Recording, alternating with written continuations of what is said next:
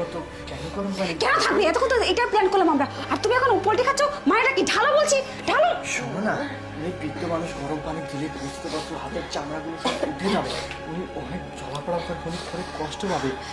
আরে তোমার কি হয়ে গেল? আমি তো কিছুই বুঝতে পারতেছি না। ঢালো পানি তো ঢালা ধরে নিয়ে আসছো না, ঢালো না। আরে ঢাকাঢুলি বাদ দাও, শোনো তোমার হাজবেন্ড আসছে, আমি নিজের চোখে দেখে আসছি। কি কি বলছো তুমি?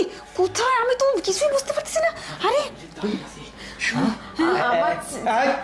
চুপ চুপ চুপ, একদম একদম তোকে চুপ। জানে মেরে ফেলবো। শোন, কোনো কথা বলবি না। বোঝার চেষ্টা করছি যে তোকে মারছি, কিছু বলছিস, তোর ছেলে চলে যাওয়ার পর তোকে একদম জবাই করবো, তার তোর ছেলেকেও জবাই করে দুনিয়া থেকে বিদায় করে দেবো।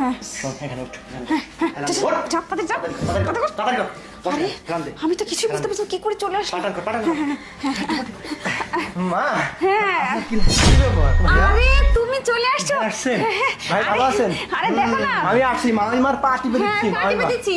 খুব ও ভালো আচ্ছা সেবা আচ্ছা, করতে। অনেক সুন্দর সেবা করতেছো না? মার বাতে ব্যথাটা বাসে তো, ওই জন্য গরম পানি করে নিয়ে এসেছি। গরম পানি করে ইয়া করে দেবো। ছ্যাঁক দিচ্ছ গরম পানি? হ্যাঁ, না থাক, ও এত সেবা করলে আবার মরে যেতে পারে তো, দরকার নেই। না না না, আচ্ছা এক কাজ করি, ওই নয়ন, তুমি ওই দরজাটা একটু আটকে দিয়ে আসো।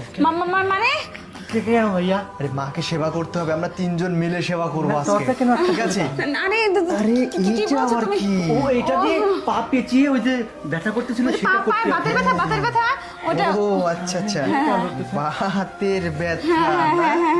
বাতের ব্যথা, বা এটাতে মারলে তো সে লাগবে না? নয় মানে ব্যথা লাগবে না? এই আমার মাকে কি করেছিস তোরা, বল? না, কিছু না, কিছু না। কিছু করে দেবে, সত্যি করে নিজের মুখে বলবি নাকি এইটা আমি চালাবো? বিশ্বাস করেন কিছু করে বল।